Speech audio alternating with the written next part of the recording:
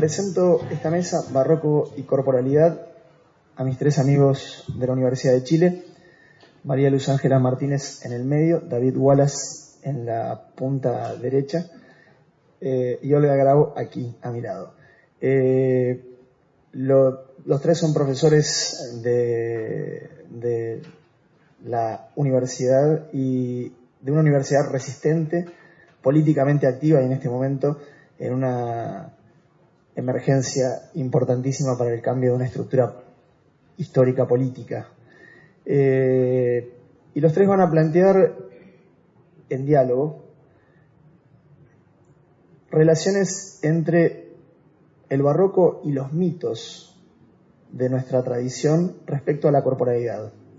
Entonces, los escuchamos y la propuesta es establecer un diálogo con ustedes a partir de esto, en el cual los ayudaré como moderador. Gracias. Bueno, muchísimas gracias, ¿cierto?, por la invitación, muchísimas gracias por estar aquí. María José, Adrián, Alejandra, un placer venir a conversar de temas que nos interesan muchísimo a todos. Entonces, yo estoy muy agradecida de esta oportunidad de venir a hablar con ustedes, ¿no? Muy agradecida y comenzando una exposición con un problema. Cuando Adrián, en octubre del año pasado, antepasado, conversábamos en Santiago de hacer una exposición o de venir de alguna manera a trabajar, a conversar con ustedes, en ese momento Adrián me propuso, bueno, ¿por qué no en algún momento tú no hablas del cuerpo colonial? Estábamos en un restaurante muy agradablemente y yo, sin saber qué es lo que estaba respondiendo de verdad, le dije, pero por supuesto, ¿qué tema más interesante? Por supuesto que yo puedo hablar del cuerpo colonial, porque una de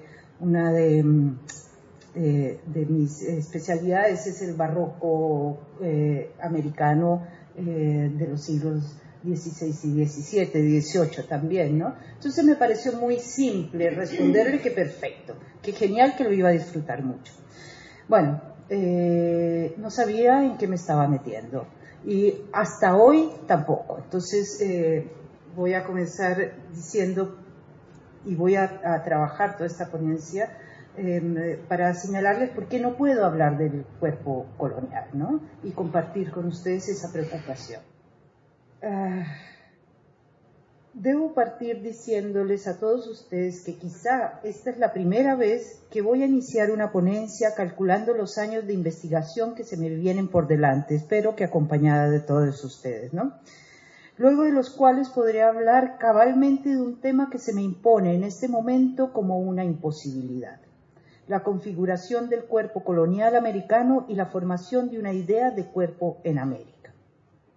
Primero, y esta es la parte fácil de abordar, porque respecto de este cuerpo es ineludible la problemática del mestizaje masivo, global y violento que se desarrolla intensamente al menos durante 3 siglos. Luego, y esta sí es la parte difícil, porque la cuestión del cuerpo americano se funda en una imposibilidad de principio: el silencio. De tal manera que solo les expondré a ustedes un par de ideas con las cuales he venido rondando este silencio por unos buenos meses atrás, ¿no? Bien, hablar de un cuerpo colonial implica hablar previamente de un cuerpo desnudo, y esto entre comillas, por supuesto, desprendido de los cánones espirituales que rigen la desnudez en la cultura judeocristiana. Es decir, implica hablar de una desnudez ajena a la genealogía adánica y su disyunción irreparable entre la inocencia paradisíaca del cuerpo eterno y la vergüenza pecaminosa del cuerpo histórico, mortal. Ajeno en este mismo orden también a los árboles genealógicos monoteístas con los que las religiones abrahámicas organizaron el poblamiento teológico del mundo a partir de la observación de la desnudez y ocultamiento del sexo del Padre por parte del Hijo. En pocas palabras, ajeno al árbol genealógico que va de Noé a Sem, Can y Jafet, y del diluvio universal hasta finales del siglo XV, hasta 1942, para señalar de manera exacta el momento en que Cristóbal Colón arriba a una isla en lo que hoy llamamos el Mar Caribe. Respecto de la organización cultural de Occidente, se trata también de un cuerpo ajeno del todo al sustrato gentil y pagano heredado por la cultura grecolatina, al medioevo y al renacimiento europeos. En este sentido, cuerpo desvinculado de la prestigiosa desnudez de la antigüedad. Y esto significa, en estricto rigor, sin aval modélico, sin amparo filosófico, ni normativa de representación en la tratadística del arte que arranca en el siglo XV y que, en definitiva, funda la institución del arte. En sentido amplio, cuerpo desvinculado de Occidente, sin referente heroico o mítico, pero también sin desgarro entre lo alto y lo bajo, ni división entre la carne y el espíritu, y por esto casi invisible a nuestros ojos. Ajeno como se nos presenta lo sagrado y lo profano de la formación occidental, se trata de un cuerpo sin caída en el cuerpo, luego sin relato iniciático en el pecado. Asimismo, de un cuerpo avitruviano sin proporción y simetría, es decir, sin unidad áurea de medida en relación con el universo. Ahistórico y acultural, sin proyección universal, se trata de una posibilidad de la forma humana solo imaginable para la cultura medieval renacentista bajo la condición de lo monstruoso animal, tal como lo anticipaban los bestiarios medievales. Al mismo tiempo, en otro margen de la bestialidad, cuerpo asimilado a la mercancía, en equivalencia con las especies, la seda, el oro o la plata que llevaban la ambiciosa imaginación cristiana del siglo XV a transgredir su non plus ultra geográfico y humano, es decir, a cometer nuevamente exceso, pecado de ibris, como quiera llamarse, adentrándose temerariamente en las tierras habitadas por hombres con cabezas de perro azul, por ejemplo, para llegar finalmente, por donde fuera, a riesgo de contaminar lo humano con lo bestial, a las tierras paganas y riquísimas del Gran Khan. En el marco económico de la Europa católica precolombina, se trata en definitiva de un cuerpo no evangelizado y por lo tanto esclavizable para una cristiandad que apetecía elevar a gran escala el comercio masivo del cuerpo, recientemente inaugurado por los portugueses en su avance hacia África, aproximadamente desde 1415 y esto a nivel de los portugueses hasta 1553. Señalo lo anterior para delimitar el lugar exógeno donde se localiza ese cuerpo previo al cuerpo colonial. Luego, para intentar referir un cuerpo que nos es absolutamente desconocido, indecible en tanto extraño a las coordenadas que orientan los discursos sobre el cuerpo en Occidente. Es decir, para señalar que hay un cuerpo para el cual no tenemos palabras, pero que es necesario, indispensable, diría yo, nombrar aun cuando sea por negatividad y aun cuando sea de la manera fallida que nos impone su transparencia en esa negatividad. Por último, insisto en estas coordenadas en cuanto ellas organizan y enmarcan la primera imagen que tenemos de él. Esta primera imagen es el instante de su desaparición o de su extravío en una historia del cuerpo, la nuestra, en la cual no tuvo ni tiene lugar. En otras palabras, el instante en que se configura la paradoja cuerpo que desaparece en un cuerpo, o lo que podríamos llamar el cuerpo sublime americano. Esta violenta desaparición sucede en un párrafo mínimo del diario de Cristóbal Colón en la fecha fantasmática del 12 de octubre, al parecer en la madrugada, cuando el almirante de la mar océano se dirige a tierra. Cito, comillas, y pusiéronse a la corda, temporizando hasta el día viernes que llegaron a la isleta de los Lucayos, que se llamaba en lengua de indios guananí. Luego vieron gente desnuda. Para entender bien lo que acontece en este breve párrafo, tengo que partir señalando la inexistencia geográfica de la isla de los Lucayos y al mismo tiempo afirmando su existencia en el imaginario europeo de Colón. pues las operaciones de ese imaginario, como todos sabemos, suplantan un mundo por otro, una civilización por otra, un orden simbólico por otro. En su viaje hacia las Indias, ese imaginario suplanta la isla Guananí por una isla imaginaria localizada al oriente de Asia y a sus habitantes taínos por los imaginarios lucayos. Si la primera de estas operaciones es un hecho trascendente para la historia de nuestro continente, la segunda produce una transustanciación tan radical y violenta que afecta y desestabiliza nuestra cultura hasta hoy, pues la suplantación del taíno por el lucayo construye de manera simultánea y transparente el universal imaginario indio, a partir del cual todos los seres humanos del cuarto continente, de las eras pre- y postcolombinas, nos transformamos en indios. En los inexistentes indios americanos, es decir, en gente sin territorio ni lugar, porque no proviene de la India, y para quien la India simplemente no existe, como ya señaló Edmundo O'Gorman en los años 50, o en gente que habita un continente vacío, como ha propuesto más recientemente Eduardo Subirats. Pues nunca existió algo semejante a una Asia occidental, tampoco existió una América asiática, como se sabía ya en los primeros años de 1500, durante los cuales el significante indio se esencializa y convierte a los seres humanos así esencializados en gente que habita el territorio de otro, el territorio del europeo. En cualquier caso, la violencia del universal es tal que hasta el día de hoy esa gente se sigue llamando indio o indios, nos seguimos llamando indios, ¿no?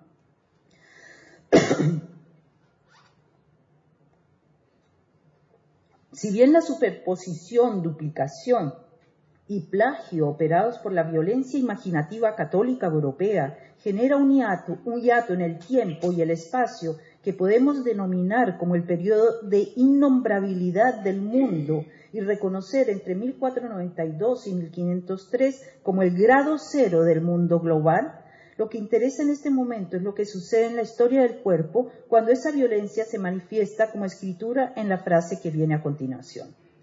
Luego vieron gente desnuda. Si de nuevo tengo que decir que en la historia del cuerpo las consecuencias de esta frase se hacen sentir hasta hoy y hasta cierto punto continúan inexploradas, luego tengo que afirmar que, en cuanto a escritura, esta frase se constituye en el primer documento de la historia del cuerpo americano, su primera imagen de archivo. Siendo esto así, las preguntas que vienen naturalmente a continuación son: ¿cómo es ese cuerpo? ¿Y qué es lo que la imagen funda? Para la primera pregunta, sencillamente no tenemos respuesta. Paradójicamente, para nuestra historia del cuerpo, lo que esa frase presenta no es la primera imagen de una corporalidad, como simula enunciar. Lo que exhibe, en estricto rigor, es una mirada en el instante en el que le impone su condición de desnudez a un cuerpo. En consecuencia, lo que exhibe es la acción de la mirada y del lenguaje de alguien sobre el cuerpo de otro, el de esa gente. De tal manera, esa frase nada dice de los cuerpos de esas personas y su no decir las transforma, en definitiva, en una gente sin referencia de cuerpo. La misma gente a la que en una frase atrás se les ha extraído su principio de identidad taína y se les ha impuesto el significante vacío y universalizante de indios. De manera general, podemos decir que lo que esa frase documenta como fundacional de la historia moderna del cuerpo es la escalada global del principio de disyunción entre el cuerpo y el discurso que caracteriza el pensamiento filosófico y teológico de la cultura católica occidental hasta hoy.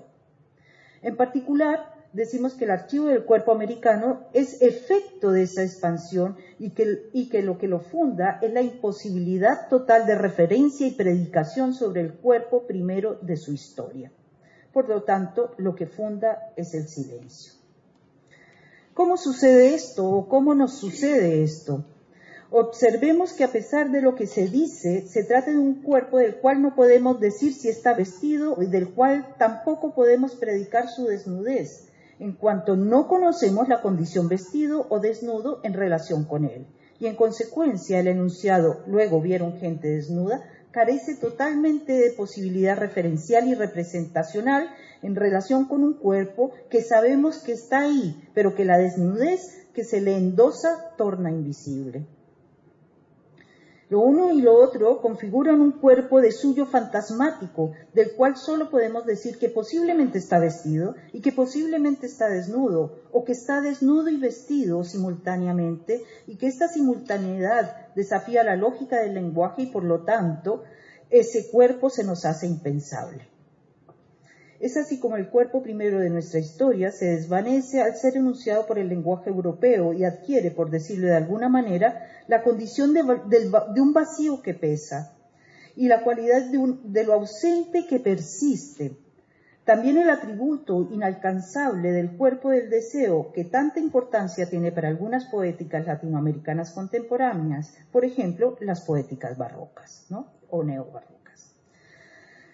La no referencialidad de esta frase encadena, sin embargo, otras consecuencias que no podemos dejar de revisar.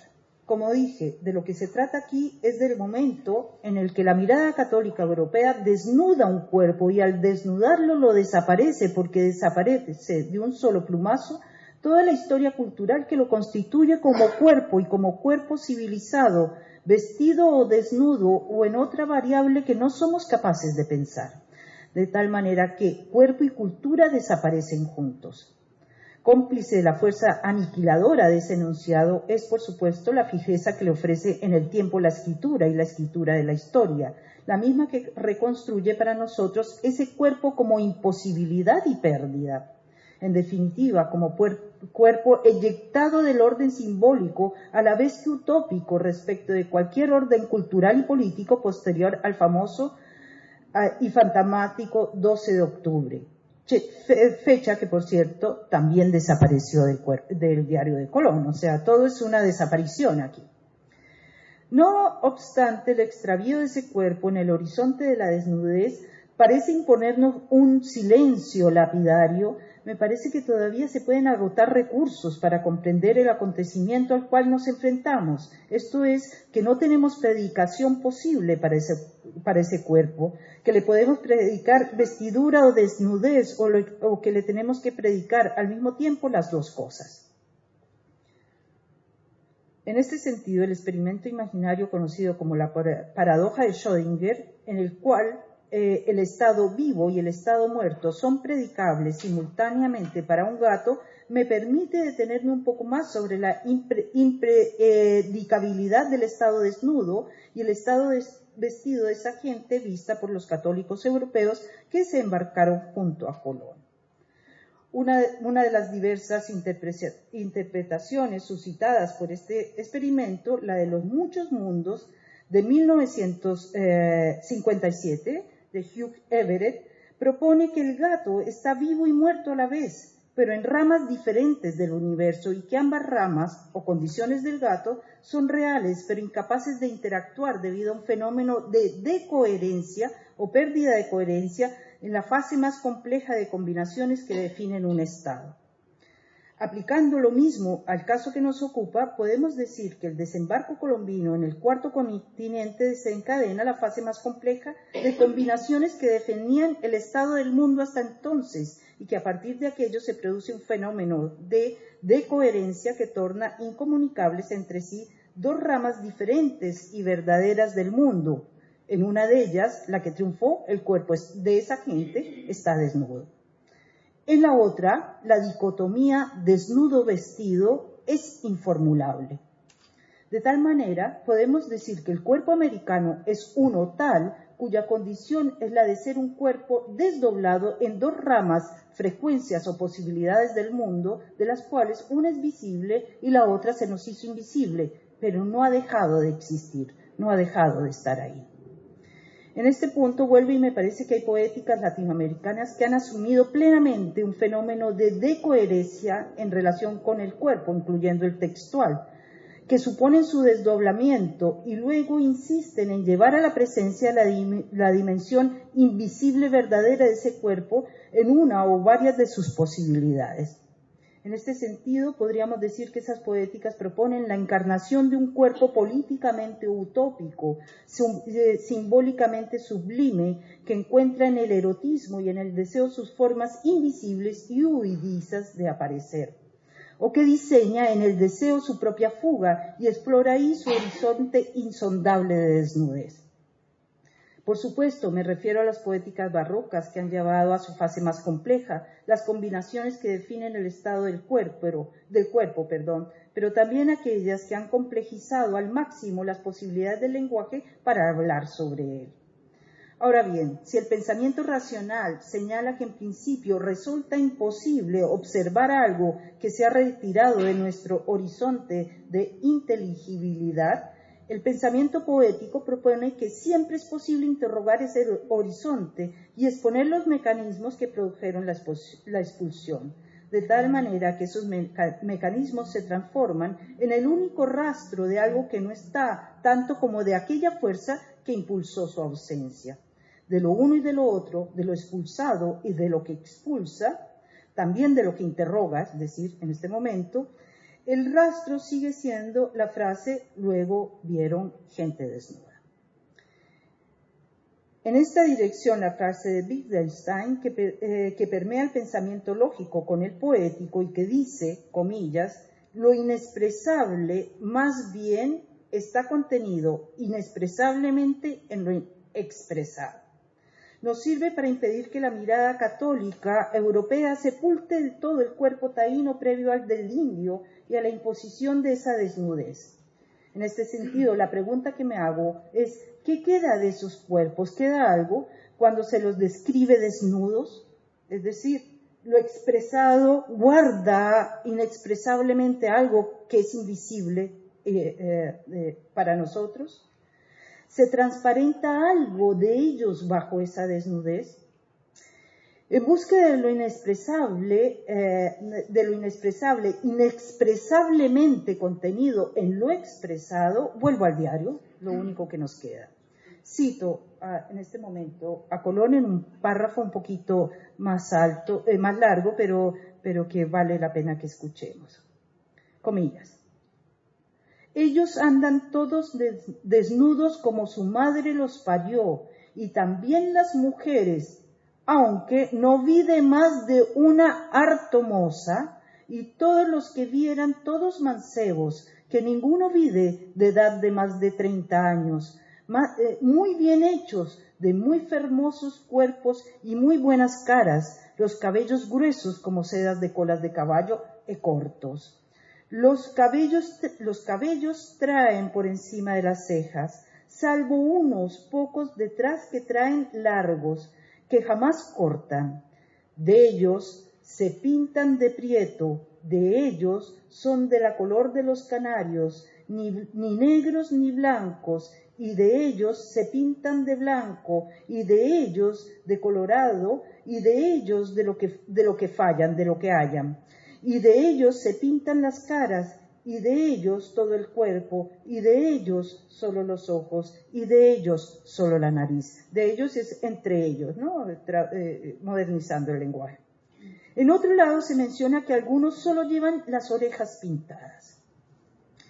Es así como, bajo la desnudez católica europea, nos encontramos con una multitud de cuerpos pintados, total o parcialmente, desde el pelo hasta ciertas partes pequeñas, seleccionadas según unos códigos y lenguajes corporales y culturales que desconocemos. También nos encontramos con una cierta disposición del pelo, largo o corto, dispuesto tras las orejas, pintadas o no, o anudado con cordeles en trenzas. Nada sabemos de su sexo, porque nada en todo el diario se dice de su sexo. Frente a estas imágenes, las preguntas que me hago son muchas. Por ejemplo, pintarse los ojos, las orejas, una o las dos, o la nariz, o llevar el pelo corto, largo o recogido, era ir suntuosamente vestido o suntuosamente desnudo. Y al preguntarme esto, evoco al mismo tiempo la cabellera negra, sedosa de un joven en el poema épico de Roberto Echavarren, Central Asia, ¿no? Tanto como evoco la obsesión de Lezama Lima con esas con esas cabelleras como sedas de colas de caballos.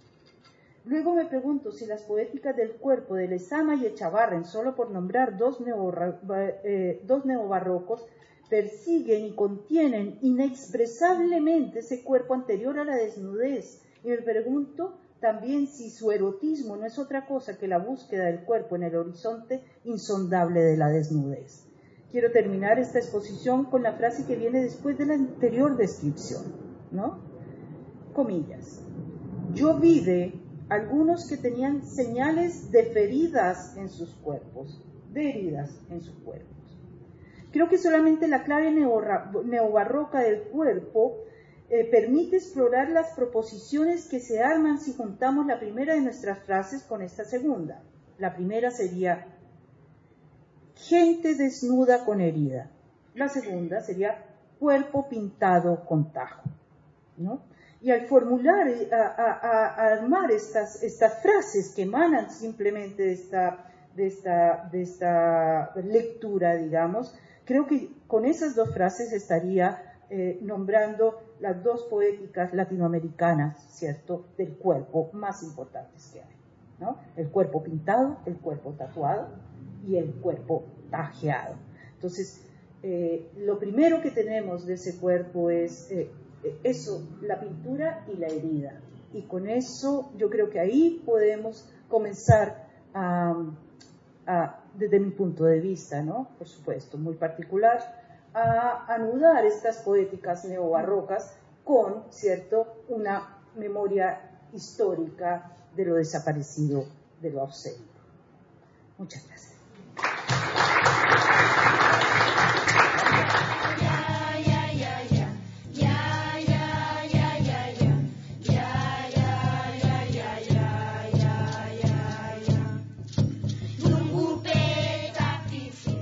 Lo que dice su turno grabado, dice, Colón despierta América, pero es una América desnuda, ¿no?, dispuesta para la mirada y el decir del europeo. Y esto va a continuar hasta luego, ¿no? Mercancía del cuerpo, todo lo que ustedes quieran. Y además también la idea de estas, ahí también está esta representación que es renacentista, digamos, en que el futuro esposo regalaba un baúl a su futura esposa y por dentro estaba pintada la imagen de una mujer desnuda, ¿no?, aludiendo a la primera noche de bodas, a la sexualidad, a la entrega y a la manera que debería presentarse la mujer a este matrimonio. Bueno, eso es, y hay muchísimas más, ¿no? América es la mujer desnuda, dispuesta. Esta es la lectura y el ejercicio económico que va a seguir hasta hoy, ¿no? Lo otro es el silencio.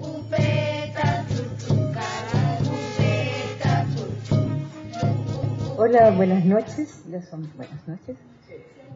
Quisiera agradecer también la invitación a estas cuartas encuentros, jornadas de hermenéutica. El que yo esté aquí es producto de Adrián, de una invitación especial que él me ha hecho, y quisiera agradecer a todo el equipo, ¿no?, del proyecto de investigación, el que esto sea posible, porque es un trabajo enorme organizar este tipo de encuentros, ¿no? Así que muy agradecida por lo que significa, ¿no?, que estemos todos compartiendo esta noche. Yo he llamado a mi presentación la figura del imbunche en el imaginario cultural chileno. Y voy a avanzar para que tengamos por lo menos por el momento una referencia iconográfica de cómo se representa esta figura. Después vamos a ver otras versiones, pero ya puede verse lo descoyuntado de este ser, ¿no?, y que camina con dos manos y un pie, ¿no? Mi primer acercamiento cercano, digamos, porque lo conocía desde niña, digamos, como historia, se produce en el año 2010, un acercamiento más cercano, y producto de que en ese momento, antes de la movilización de los estudiantes del 2011, sentíamos que el cuerpo social de Chile estaba completamente obturado, como clausurado al movimiento, ¿no? Y si bien se han removido, ¿cierto?, estas costras, que realmente estábamos muy atrapados, sin embargo podemos seguir de alguna manera sintiendo esa clausura, ¿no?, y esa suerte de inmovilidad. Entonces yo creo que sigue siendo necesario como abrir, ¿no?, estas costuras de este cuerpo cosido, ¿no?, que es el imbunche. Y llama la atención que este imbunche nos puede hacer pensar una serie de cuestiones de carácter político, ¿no? Y si bien su mayor inscripción ha sido en la literatura y el arte, hay alusiones en muchos momentos sobre el cuerpo político. Entonces, en el contexto de este coloquio, que genera un espacio de reflexión desde una perspectiva hermenéutica amplia, que intenta tener alcances para pensar lo latinoamericano, haré referencia a una figura de carácter mítico, el imbunche, de procedencia cultural mapuche. Del imbunche encontramos registros y diversas interpretaciones en textos relativos a la mitología chilena, diccionarios etimológicos, archivos coloniales, textos literarios de ficción y de carácter ensayístico, en obras de arte, tales como instalaciones, videos y fotografías. El campo reflexivo de la hermenéutica, que ha reivindicado el mito dándole un lugar en el ámbito de la racionalidad, nos permite proponer la pertinencia del relato del imbunche en sus componentes míticos y detectar sus posibles rendimientos para ser interpretado como productor cultural de múltiples resignificaciones y reinstalaciones, donde en ocasiones ocurren algunas operatorias neobarrocas. Se trata de una invención generada en condiciones específicas, que sirvió a un grupo humano para representar determinados componentes culturales propios del orden de las creencias y a la que luego se le han superpuesto distintas significaciones. De acuerdo a las representaciones dominantes que se han dado en nuestro imaginario cultural respecto del cuerpo del imbunche, este ha simbolizado un tipo de dificultad que habitaría algunas de nuestras relaciones sociales, dificultad que toma diversas formas, pero que han quedado asociadas a la imagen de un cuerpo cerrado, cosido en sus orificios de entrada y salida de las materias. Esta manera de concebirse el cuerpo del imbunche como cuerpo cerrado es muy distante de la idea del huevo cósmico, donde todo se origina, y también muy lejana a la idea del huevo de Leuciano, el cuerpo sin órganos, abierto completamente, en los términos de Deleuze, a conexiones, circuitos, conjunciones, niveles de umbrales, pasos y distribuciones de intensidad, territorios y desterritorialización. Sin embargo, respecto del cuerpo del imbunche, habría que dar cuenta de una cierta ambivalencia en la codificación de su representación, en tanto que en una de sus primeras referencias en los registros coloniales, casi desconocida, es un cuerpo de hombre abierto con los intestinos vaciados que reposa en una cueva, vientre donde se aloja ocasionalmente la divinidad del Pillán. Un cuerpo abierto, habitado ocasionalmente por un poder relacionado con la germinación de la naturaleza o con calamidades castigadoras, o con el poder oracular consultado por los brujos sobre el futuro y sobre materias ocultas. Esta referencia, que es decisiva para aprehender el carácter histórico de las representaciones simbólicas y advertir el hecho de que unas simbolizaciones se constituyen en dominantes unas respecto de otras en el imaginario cultural, me la ha hecho saber el historiador Eduardo Valenzuela, estudioso del periodo colonial y de la conquista. La referencia temprana a este ibunche como cuerpo abierto se encuentra en el libro del cronista Pedro de Oña, Arauco Donado, en 1596, y que Valenzuela deja consignada en el libro Maleficio, Historias de Hechicería y Brujería en el Chile colonial. La versión de la figura del imbunche como cuerpo abierto es en todo caso un aspecto que no ha sido explorado. De cuerpo abierto, designado en una crónica del siglo XVI, como decíamos, el imbunche se tradujo posteriormente en los registros coloniales como cuerpo cerrado. representación que ha resultado ser la dominante.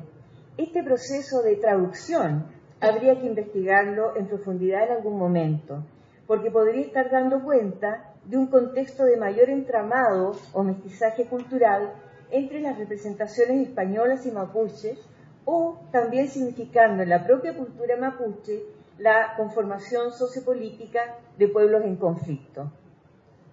Sin embargo, en ambos casos, como cuerpo abierto o cerrado, el imbunche es un cuerpo funcional al poder, como cuerpo abierto de alojamiento o como cuerpo producido en su deformación cerrada. Posiblemente como símbolo, en tanto cuerpo de alojamiento del poder, tuvo el valor de ser un elemento de cohesión social, premoderno, que ofrecía sentido de pertenencia, de conciencia colectiva, de percepción de los individuos de que son semejantes a los demás, en tanto poseen un fondo de creencias y prácticas comunes.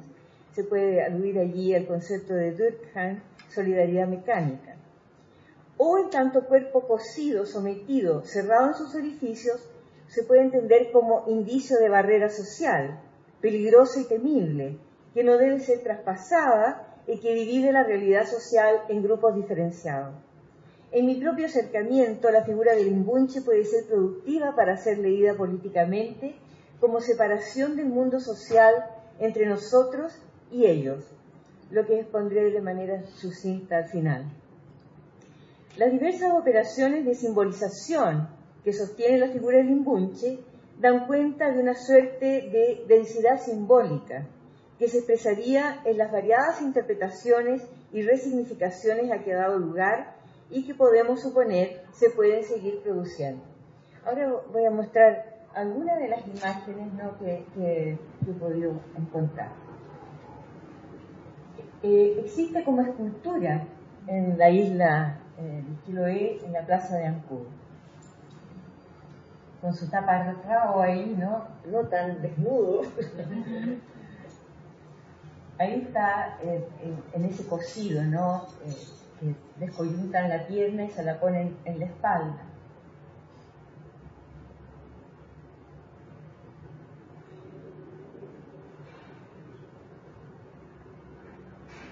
Custodia la cueva de los brujos.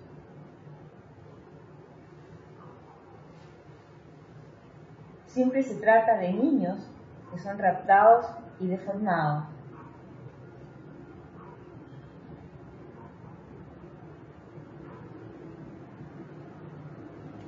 Hay muchas historietas que han aparecido en revistas, en cuentos, y que se ha transmitido a través de la literatura hacia niñas y niños.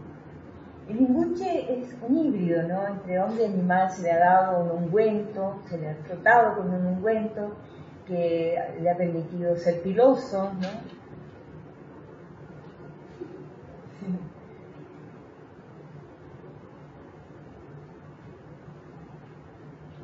Y ahí es un verdadero saco,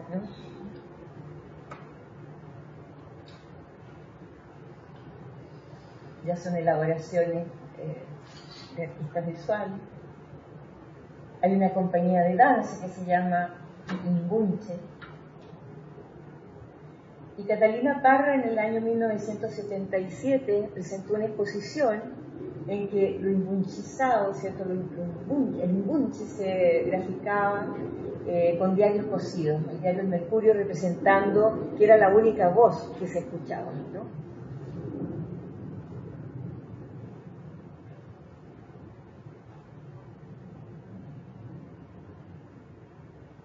Esa la tomé de otro lugar, pero también podría verse los seres encerrados, ¿cierto?, como seres imbunchizados. Hay muchas maneras de estar imbunchizados, todos estamos imbunchizados de algún modo, y cada cual tiene que explorar esa imbunchización, Esta es una obra de teatro, que también quise aludir a ella, porque efectivamente ocurrió en un momento que una chica que tenía problemas mentales, y no podía tener autonomía, y le producía muchos problemas a su madre, que tenía que enfrentar una situación como esta, y además dentro de la pobreza la encierra en un gallinero. Entonces, esta chica convivió con las gallinas, ¿no? Entonces, por eso se le llamó la mujer gallina.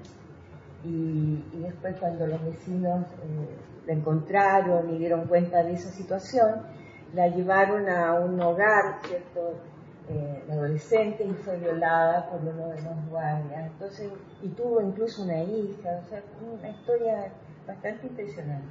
Entonces, ¿cómo se clausura, cierto?, aquello que perturba? Permanentemente es así.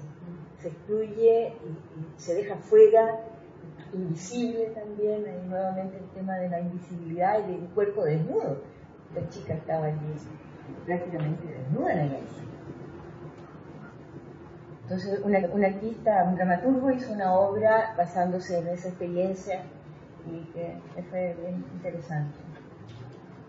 Hay también ideas del encierro, pero también cómo la misma arquitectura puede dar ese señalamiento, ¿no? Y estas son fotos de Roberto Aschieri. No sé si ustedes lo ubican, es argentino, pero vive ya muchos años en Chile. Hizo un film que se llama Imbunches, y por eso yo lo pude después contactar.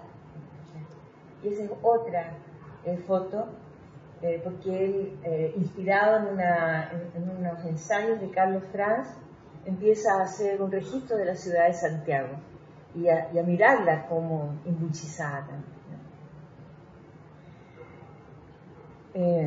Entonces, pese a que se puede, esto es interesante, porque pese a que se puede percibir en nuestro medio cultural nacional un desconocimiento por parte de muchos respecto de la figura del imbunche, y de manera generalizada en su referencia como cuerpo abierto de alojamiento de poder, se le encuentra sin embargo representada como cuerpo cerrado y deforme en distintas expresiones culturales, estéticas y políticas, especialmente a través del siglo XX y en lo que va de este siglo. El imbunche cerrado y deforme pareciera contener una potencia simbólica que ha servido a muchos para connotar algunos rasgos de nuestra cultura. Un cuerpo que tiene distintos cosidos y que clausura lo que emerge como posibilidad de abrir esas costuras. Esta representación ha ido constituyendo una figura simbólica a la que le quedan asociados esas connotaciones que para muchos están definiendo una identidad nacional. Según el escritor Joaquín Edos Bello, el imbunche tiene un valor equivalente a la calavera de la cultura mexicana. Si el signo de la vida mexicana es la calavera, dice, en Chile es el imbunche. Una tendencia a la deformación, al feísmo, al ocultamiento. Dice, la deformación hacia lo monstruoso o repulsivo. Pero tendríamos que decir que la figura del imbunche no queda reconocida de manera extensa, como ocurre en México, donde la calavera para nadie es desconocida, siendo estimada como uno de los símbolos más característicos de esa cultura.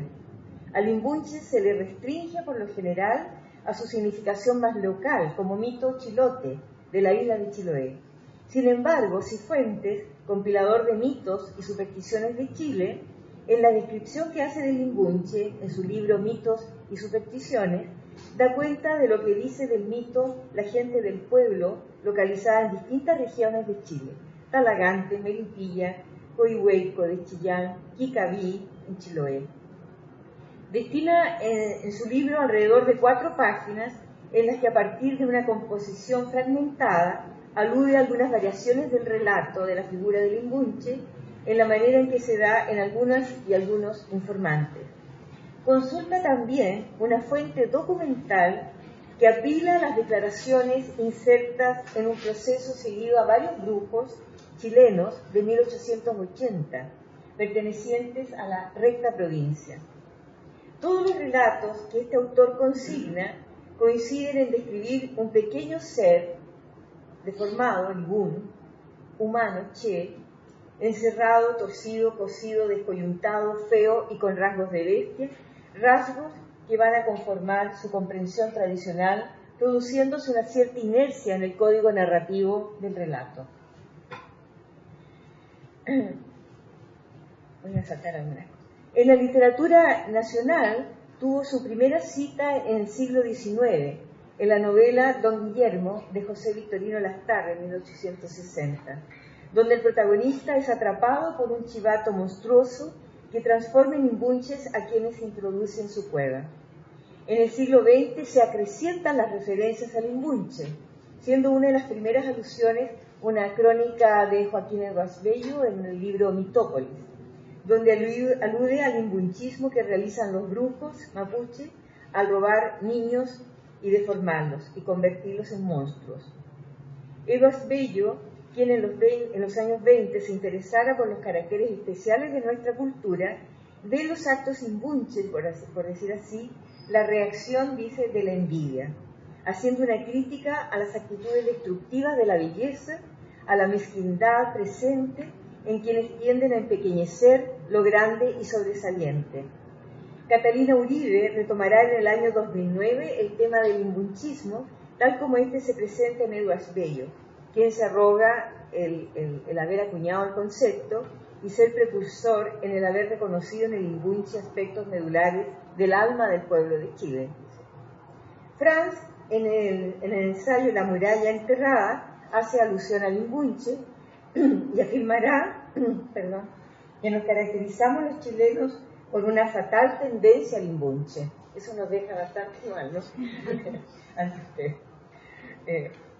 La inclinación de cortar las alas de lo que se eleva y mutilar nuestras posibilidades de ser, a amurallar y amurallarnos. Franz propondrá una lectura de la ciudad de Santiago a través de la consideración de 17 novelas que le permiten leer la identidad de la ciudad. Novelas donde la ciudad se hace presente, pero en la forma que le es peculiar en su propio ocultamiento. Más adelante, Jorge Baradit trabajará también en la cuerda de ciencia ficción la figura del imbunche, que hace decir a una comentarista crítica, Macarena Areco, que continúa una tradición de la literatura chilena al utilizar el mito del imbunche como clave de representación de la identidad nacional, pero al mismo tiempo la altera, pues ya no se trata de la crítica desde la élite de rasgos fijos, como ocurre en Bello y Franz, sino de la condición de un sujeto postmoderno fragmentado y conectado a redes informáticas globales. En la expresión literaria, al imbunche se retorna para volver a coser rasgos complejos de nuestra cultura, rasgos que fueron señalados agudamente por el filósofo y poeta chileno Luis Oyarzún en varios de sus escritos. De ello da cuenta uno de los investigadores de su obra, el crítico Roberto Josben, en su libro Escritura de alta tensión.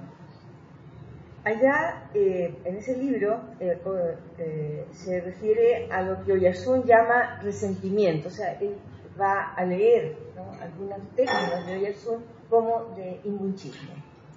Resentimiento, que le va a permitir hablar incluso a Josben del estigma imbunche, porque realiza una crítica lúcida de la tradición de prejuicios y enfebrecido imbunchismo, dice. Acortar las alas de lo que se eleva, derribar las grandezas, mutilar lo que se sobresale, etc. Términos que ya hemos estado haciendo referencia. Para Josben, el hábito y el goce del imbunchismo es inversamente proporcional, dice, al costo reflexivo de la conducta ética. Y aludirá a la antropóloga Sonia Montesino, para quien el imbunche es el encierro, lo contrahecho, lo monstruoso y la manipulación del poder. Han existido, como vemos, diversos momentos de producción cultural en los que se ha recurrido a la figura mítica del imbunche como espejo de aspectos importantes de la construcción sociocultural de la identidad de los chilenos. Algunos de esos momentos marcaron hitos importantes en nuestra historia cultural y siguen siendo referentes todavía para quienes productivizan la figura del imbunche. Uno de esos momentos más leídos es la representación del imbunche en la novela de José Donoso, El obsceno pájaro de la noche, publicada en 1970, que demoró como 10 años, ¿no?, en escribirla, en la que el imbunche es un articulante fundamental, ocupando en la novela un lugar preponderante. Expresado como imbunche propiamente tal, o en el personaje y acción del mudito, que cierra innumerables ventanas de la casa, se dice, con tablas remachadas y vueltas a remachar, da cuenta del encierro y de la reducción del espacio ciego en que se habita. Donoso hace decir al mudito: me meten dentro del saco.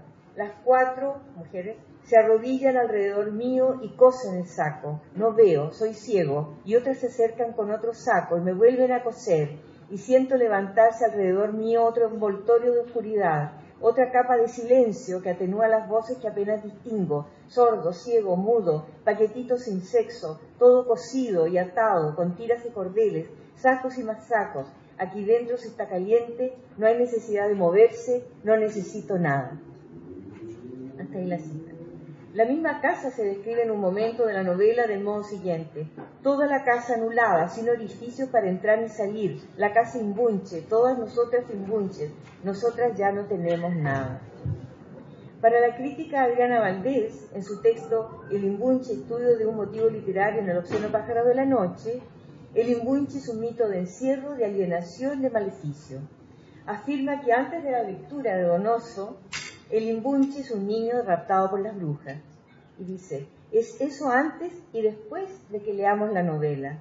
Una vez leído El obsceno pájaro de la noche, el imbunche es, sin embargo, también una serie de cosas para el lector. Es toda forma de adaptarse a la existencia. Eso da para mí. En el campo de las artes ya aludimos al trabajo de Catalina Parra. También hay otra artista visual, Janet Toro, que retoma la significación del imbunche en 1998, donde hace un paralelo, ¿no?, con la condición cerrada del imbunche y el ser humano contemporáneo con sus sentidos de la comunicación clausurados. También vimos lo del buto imbunche, ¿cierto?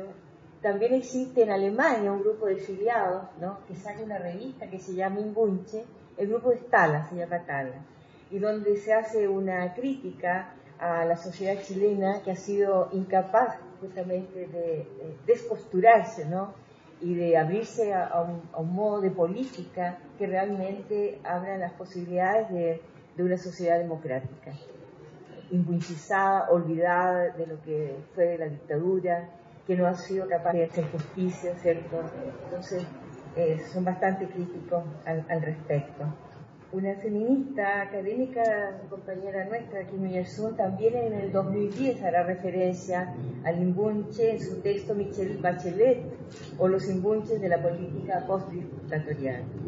Carolina Franch, antropóloga feminista, en un coloquio hizo relación al imbunche, y de alguna manera apelando, ¿no?, a una política y a una voluntad emancipatoria que permita la ciudadanía de los pueblos. Entonces, el que este recurso surgiera nuevamente en lo que va de este siglo XXI, pareciera indicarnos que esta figura contiene un potencial y un rendimiento inagotable y variado de significación que la hace retornar como elemento interpretativo y expresivo. Tal vez esto ocurre en tanto la figura del imbunche está relacionada con la del monstruo, tópico que es de carácter más universal y presente en las culturas de la más diversa temporalidad y espacialidad. Michel Foucault, en sus elaboraciones a propósito del monstruo y de la monstruosidad, nos indica que el monstruo desde la Edad Media hasta la época clásica, siglo XIX, es esencialmente, dice, la mezcla de dos reinos, dos individuos, dos sexos, mezcla de forma. Lo define como la transgresión de los límites naturales, de las clasificaciones, del marco, transgresión de la ley como marco. Foucault pondrá énfasis en cómo la monstruosidad, el desorden de la ley natural, trastorna el derecho civil, canónico o religioso. Es justamente ese exceso en el cuerpo del imbunche lo que puede tener ese rendimiento que estamos estableciendo, ¿no?, para entender el problema del poder. Lo interesante en el caso del mito del imbunche monstruo es que no es un ser que viene desde fuera del orden humano, sino que es producto del mismo, ¿no?, y de relaciones de poder. Es un ser sustraído, intervenido brutalmente, metamorfoseado en un cuerpo animal humano, cautivo hasta el final de sus días, para vigilar y cautelar el espacio de poder. También para dar sentido a la constitución de la comunidad de los grupos. El imbunche monstruo, como cuerpo que recuerde y cohesione el cuerpo de la comunidad y que custodia el lugar de ejercicio del poder que solo hospeda a quienes pertenecen a ella, como también a sus vasallos de forma. Hospitalidad, podríamos decir, completamente centrípeta, que deja a los otros en una exterioridad y en la exclusión, expuestos al temor, miedo de lo imprevisible del poder, al que se le quiere dar un carácter amenazante que hace saber a través de los chillidos del imbunche que está siempre presente.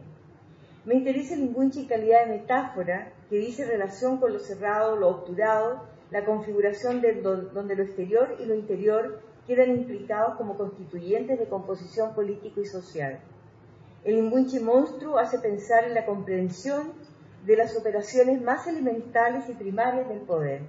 Refiere un proceso de producción básica y material afincado fuertemente en lo territorial, en la demarcación de espacios, en los cuerpos, en el señalamiento de lo incluido y lo excluido, instituyendo la lógica de la soberanía y el dominio.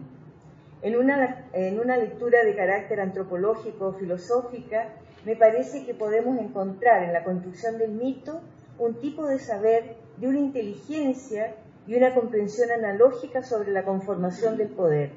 Podría considerarse como un significante que, si bien proviene del campo de la imaginación de la ficción mítica, puede servir como clave interpretativa primaria de las relaciones de poder y de comprensión de lo político tal como se presenta habitualmente en esa separación de nosotros y ellos, en un mundo dividido que parcela los cuerpos jerarquizándolos. Entre el nosotros y el ellos, que instituye la lógica de la dominación, se produce una separación en la que el que imbunchiza queda también encerrado en su propia construcción, pero también expuesto, y el imbunchizado también muestra su poder en los intersticios de la cueva.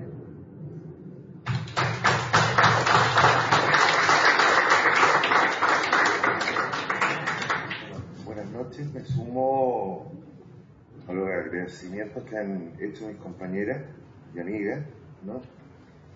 Y me gustaría comenzar señalando algo que escuché hoy en la mañana de Adrián Bertorello, ¿no?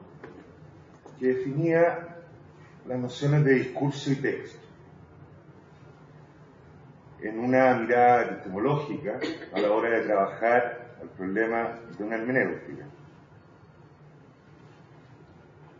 Yo entro desde otro lado del problema y básicamente me interesa entender cómo la literatura confunde corporalidades, ¿no?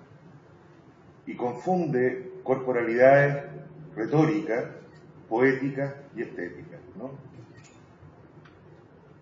En una primera entrada podríamos decir que la retórica se desarrolla, ¿no?, hasta los discursos que tienen que ver con ideología, ¿no?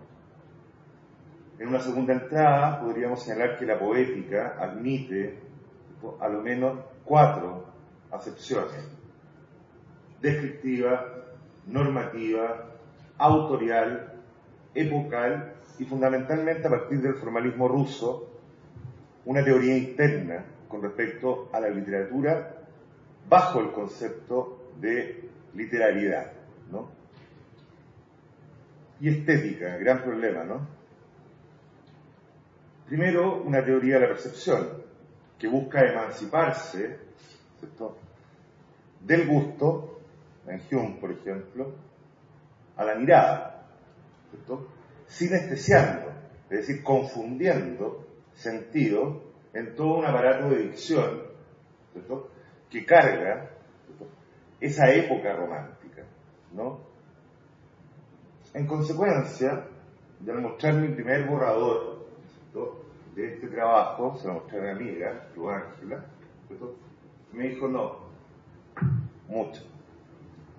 Hablar de retórica, de poética y de estética del cuerpo.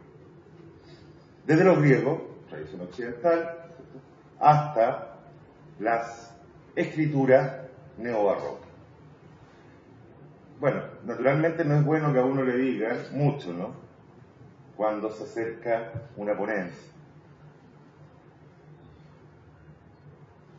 Y empecé a pensar, a propósito de esto, que había un elemento que reunía estas tres dimensiones que a mí me interesan, ¿no?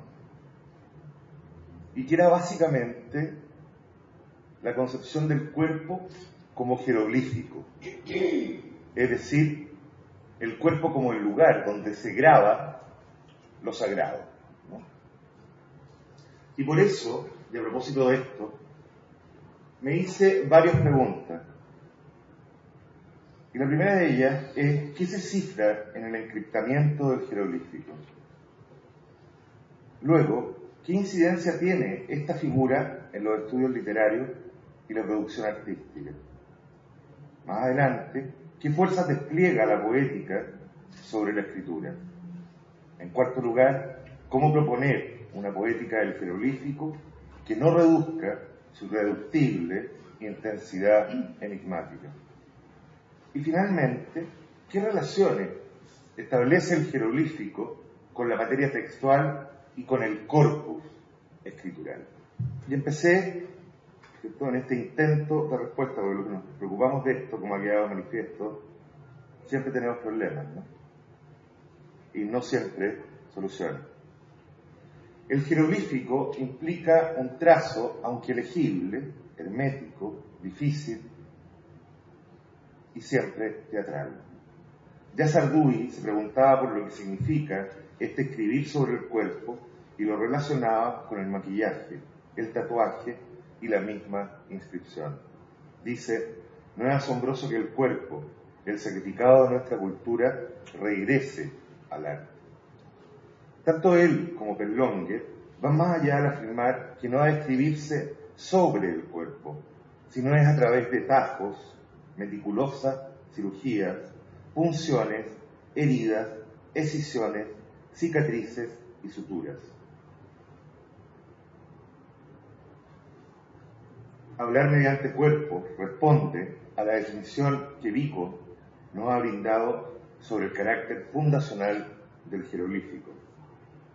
Por lo que toda discusión sobre poética, barroca o no, ha de partir por anunciar el retorno del cuerpo y describir su devenir discursivo. Allí donde se hable mediante cuerpo, ya sean estos teatrales, histéricos, devinientes, desterritorializados, estamos frente a la presencia del jeroglífico, el encriptamiento o hermetismo frente a la censura.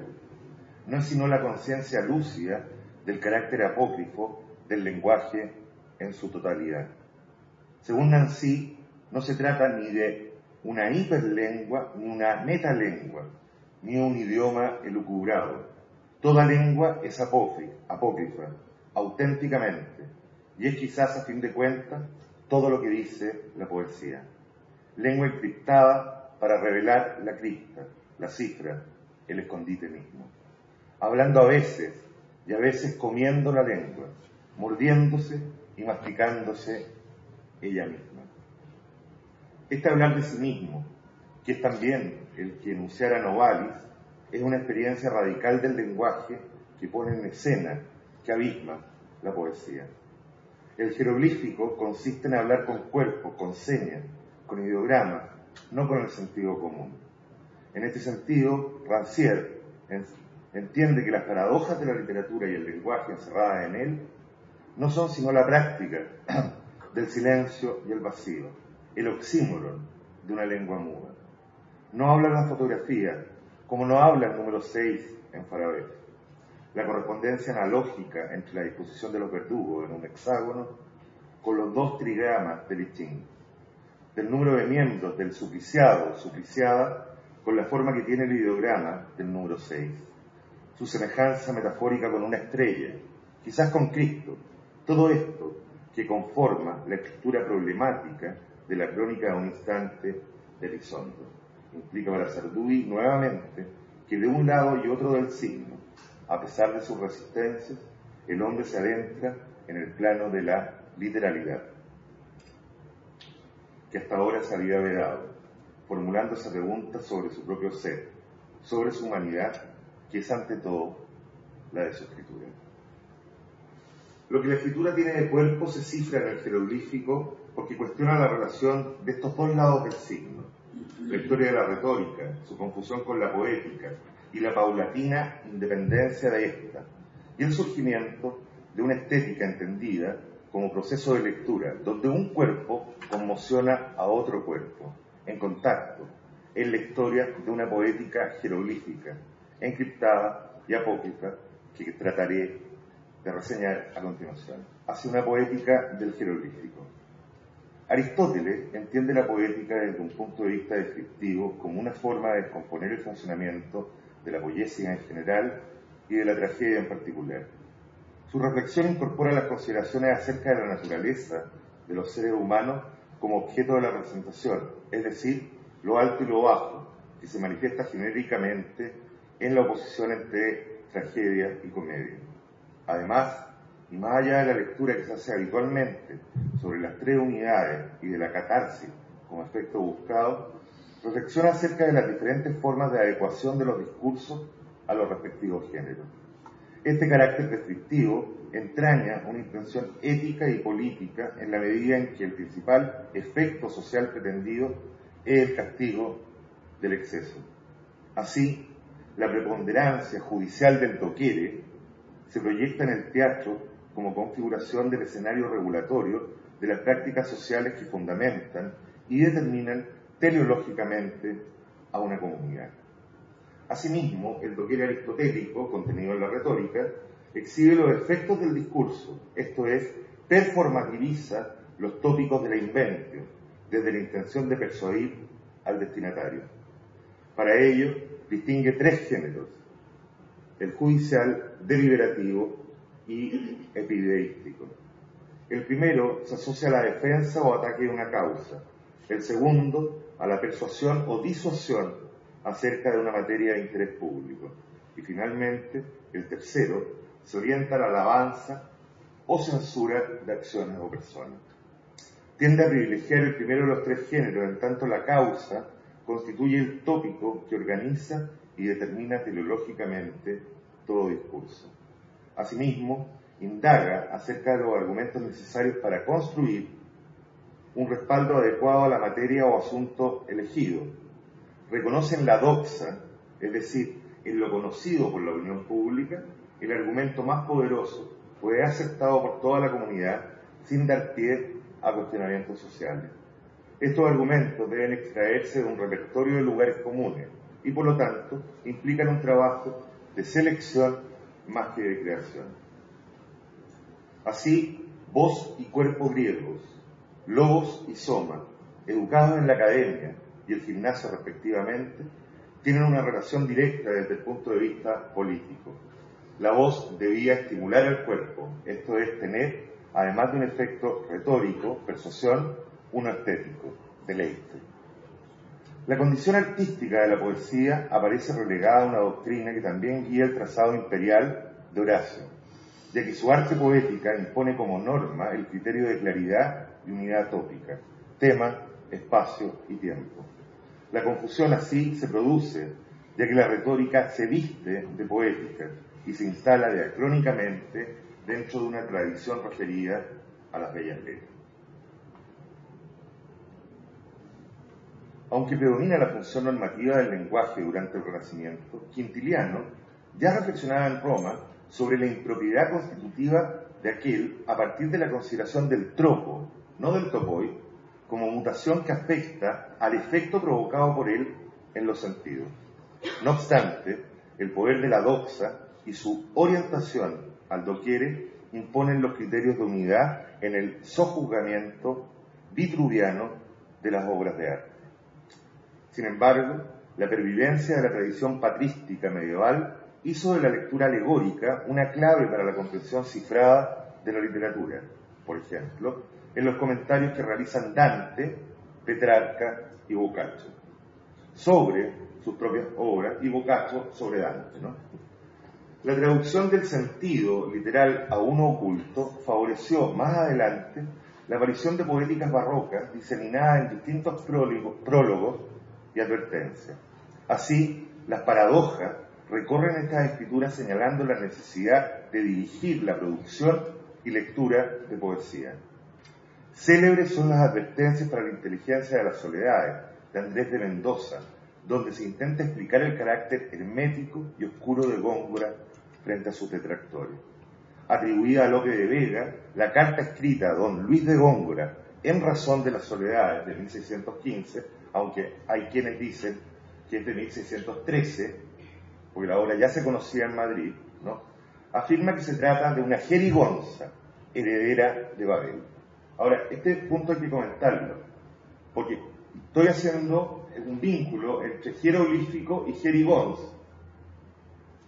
La lectura etimológica dominante plantea, la de Pascual y Corominas, ¿no?, plantea jerigonza como jerga vulgar, mientras que jeroglífico es escritura sacerdotal, ¿cierto?, frente a una escritura del vulgo.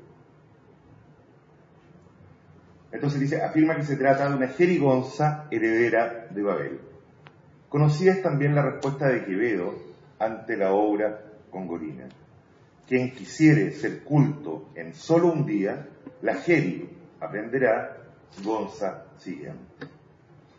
Estos ataques al culteranismo se inscriben en la necesidad de abogar por la existencia de un lenguaje comprensible para aquellos que, no iniciados en la escritura, que busca interrogar a la propia lengua española en sus posibilidades de dicción, necesitan la comprensión como primera prueba forense.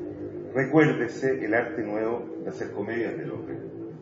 Se trataría entonces de la querella entre sagrados sacerdotes y otros que no lo son, ya que aquellos aprenden, mediante la escritura, a usar y entender la lengua desde el efecto en el afecto.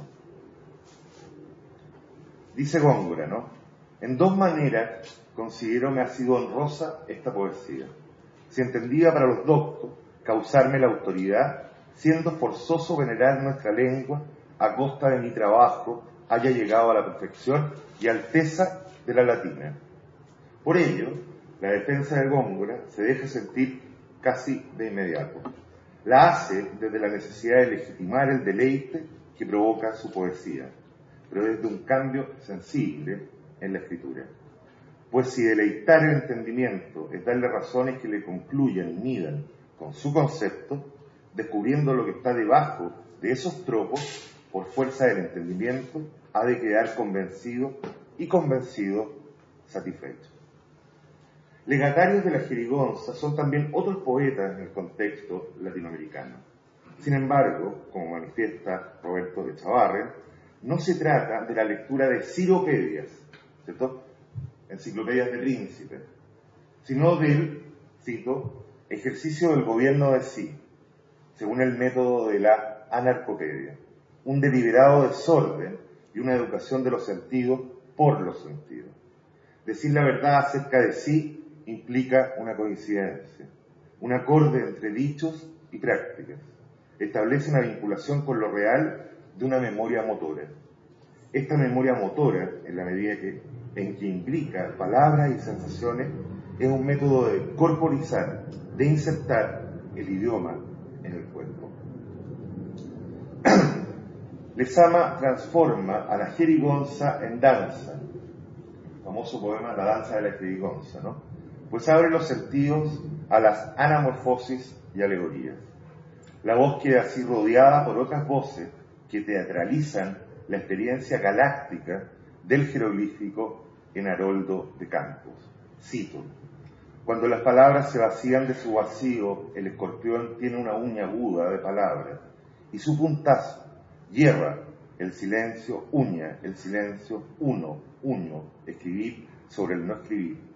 Y cuanto más este vacío se adensa y danza y tensa su arabesco entre escrito y escrito, tremendo la celosía de adversos, blanco excremento de arañas suprimidas, suspendidas, silencio, donde el yo se misma y mis mirando, en sí misma, en mí mismando, filipéndula, de texto ex texto. Por eso escribo, reescribo, clavo en el vacío los grifos de este texto, los garfios, las garras y de la fábula. Por otra parte, Vico, quien ya no afirma la impropiedad del lenguaje como desvío necesario cuando las cosas no tienen nombre, a la manera de Quintiliano, sino que, a través de una verdadera metahistoria crítica de la humanidad, descubre que las monstruosidades del lenguaje, las fábulas, los tropos, fueron los modos necesarios de expresión de las naciones, que llama precisamente poética. La historia de la humanidad, entonces, consistiría en la historia de esas fábulas que crearon las instituciones, las naciones, los derechos, los lenguajes y las letras.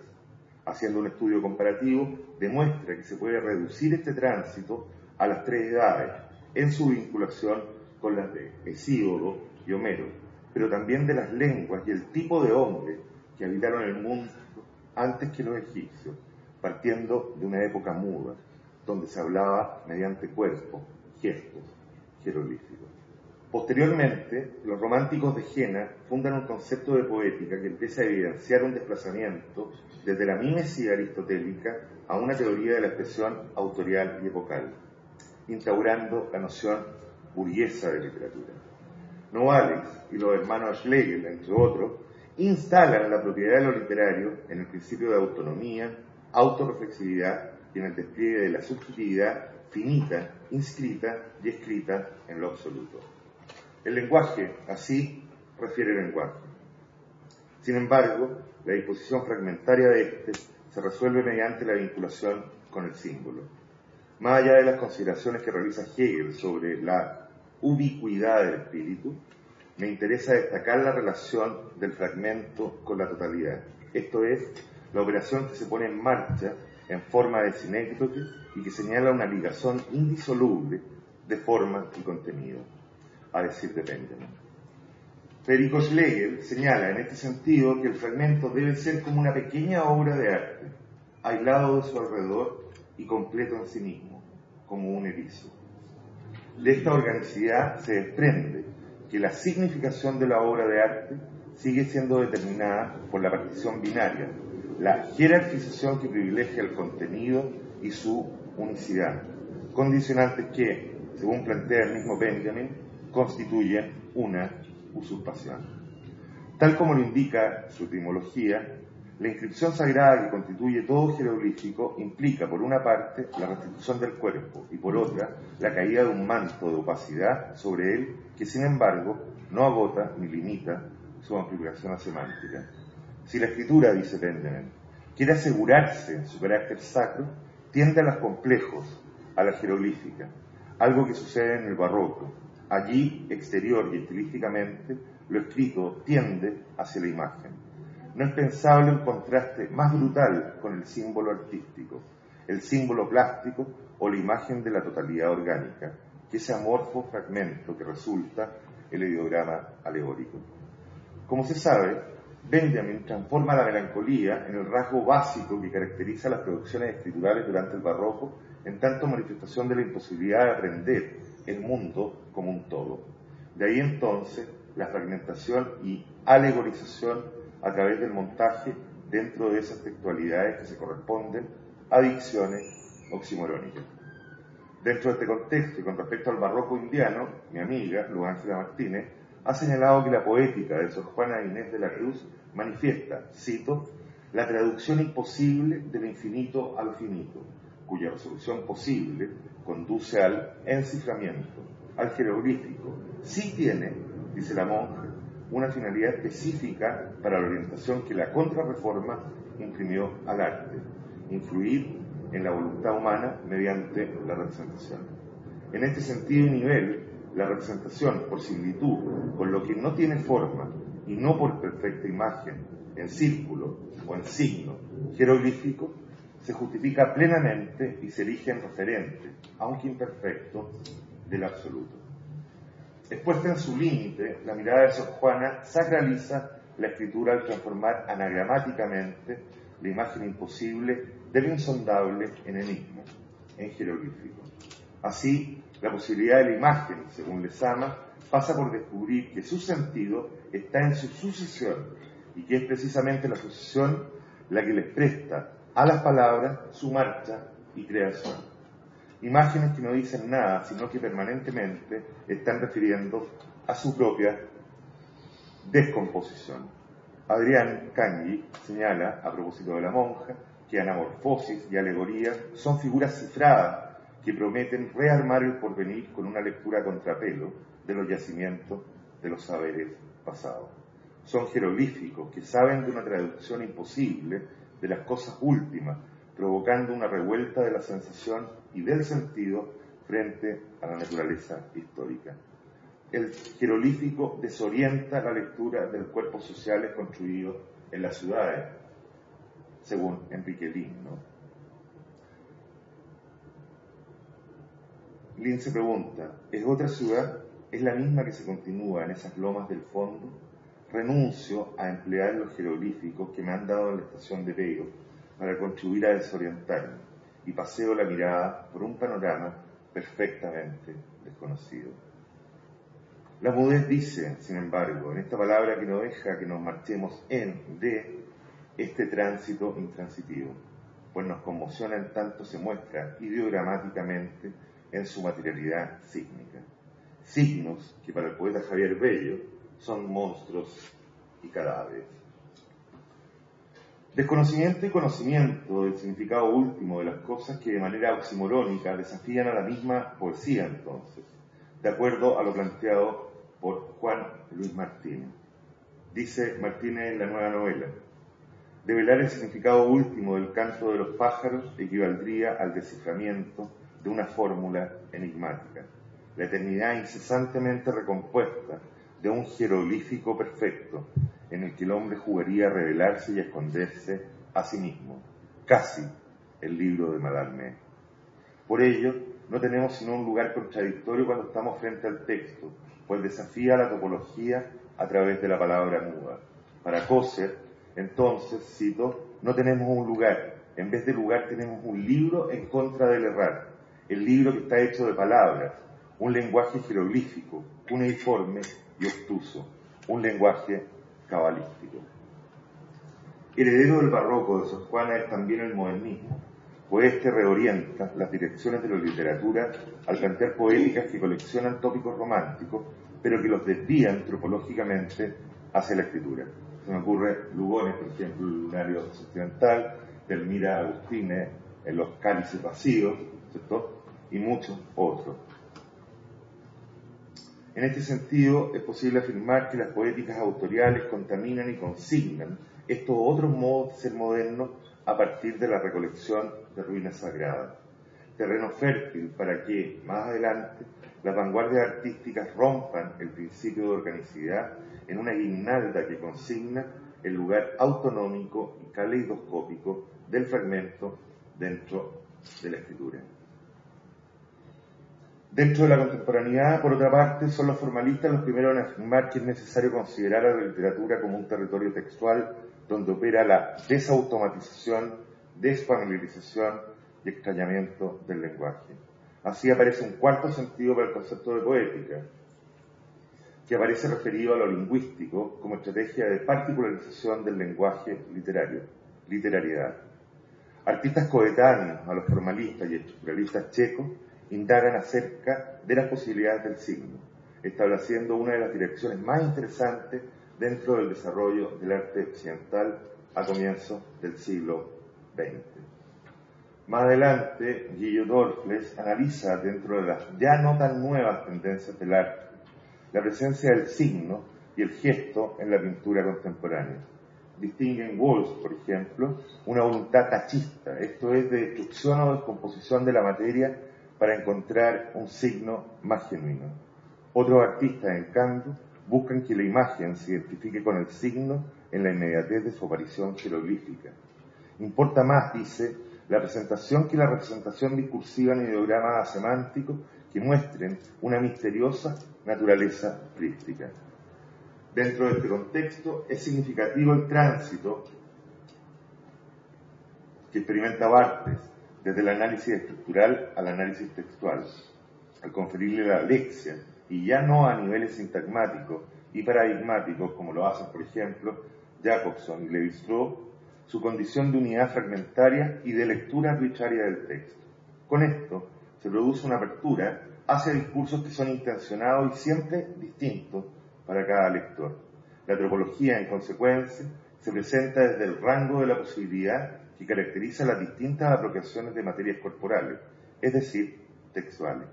Así, los textos de placer como espacios de consumo, o sea, como realización, como lugares de realización y gasto tópico, son retrotraídos al goce que abre una cartografía asociada al deseo que moviliza al cuerpo. El lector y la lectura, entonces, permiten desestabilizar los tópicos y generar con ello la intransitividad, de acuerdo a la perspectiva de Blanchot, como estrategia de reescritura. Paul de Man afirma que todo texto funciona alegóricamente, es decir, como aplazamiento y desplazamiento de expectativas y cerrazones semánticas. La metonimia signo-escritura irrumpe desmantelando las pretensiones de fijar un único sentido retórico y textual. Es decir, la metonimia es una estrategia para desembarazarnos de una hermenéutica reductiva, a mi juicio. El tránsito desde las discusiones sobre la poética artística puede rastrearse como fundamento arruinado de una sensibilidad difusa, puesta en el límite, artefactada y encriptada en el repliegue escritural del sentido como condición de lectura del jeroglífico.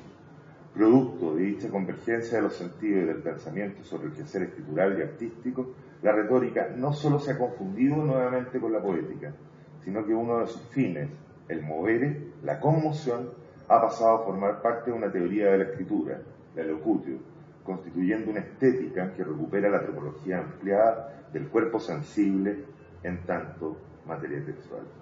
Y concluyo afirmando lo siguiente: el jeroglífico expresa una concepción del cuerpo cercana al cuerpo de Nassim, concebido en toda la intensidad de su extensión como colección de piezas o saturación de pedazos, fragmentos, órganos, tejidos, tal como la imagen de la disección impulsada por Vesalio en la fábrica del cuerpo humano, pero sustraída de cualquier pretensión organizadora.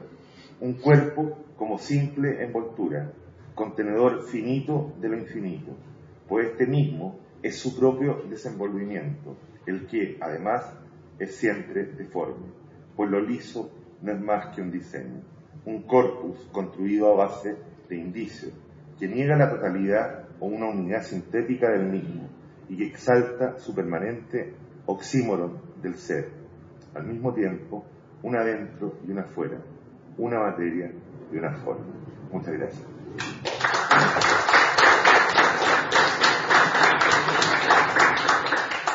No es posible pensar, primero, si el barroco existe, pero si existiera, necesitaría pensar el tercero excluido. Y para pensar el tercero excluido hace falta categorías como estas. Entonces quiero decir lo siguiente: si hay una existencia barroca, es necesario el cuerpo sublime, es necesario pensar el cuerpo siniestro, es necesario pensar el cuerpo cifrado. Si no tenemos esas categorías, no merece la pena darle existencia a una dimensión histórica llamada barroco. Por esa razón creo que pensar el tercero excluido de la lógica es pensar estas dimensiones de la corporalidad. Y a partir de eso entonces se abre lo que empezaría a plantearse como el debate de qué sería pensar eso americano. Es decir, lo desnudo inexistente, es decir, lo cosido o abierto simultáneo, es decir, la membra disjecta cifrada. Si fuera posible pensar eso fundamentalmente es lo que nos desempolva de la lógica aristotélica y de toda la ruina que está arroja sobre la historia occidental. Si fuera posible pensar eso es lo necesario a ser pensado para dar cuerpo al cuerpo inexistente. Por eso, desde mi punto de vista, lo que siento es la potencia de un modo de decir que excede las tradiciones de encadenamientos sensoriales y motores de nuestras lógicas dominantes. Y bueno, eso por cierto lo festejo. Yo los invité para esto, es decir, para decir lo no dicho, no para repetir lo ciertamente dicho y escuchado desde siempre. Entonces, la idea era poder haber sostenido una discusión sobre esto, pero la sostenemos en el espacio venidero. Entonces, en el espacio venidero de las próximas jornadas, el próximo día, mañana. Entonces, en principio, les agradezco a los tres por las exposiciones y les agradezco a la gentileza de ustedes por la extensión, la escucha y el largo día a sus espaldas. Gracias.